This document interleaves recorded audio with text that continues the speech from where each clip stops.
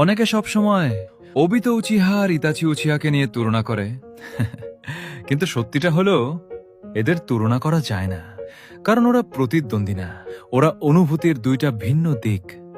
একজন ভালোবাসা হারিয়ে অন্ধকারে ডুবে গেছে, আর আরেকজন ভালোবাসার জন্য নিজেকেই শেষ করে দিয়েছে। তাদের পথ আলাদা, কিন্তু অনুভূতি একটাই: স্যাক্রিফাইস, লাভ, পেইন।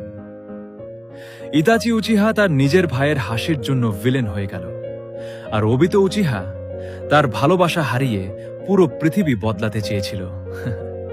তাহলে বলো, কে সঠিক, কে ভুল? আসলে কেউ না, কারণ তারা দুজনেই তাদের জায়গায় বেস্ট। তাই কম্পেয়ার না করে ফিল করো, কারণ তারা ক্যারেক্টার না, দে আর ইমোশন।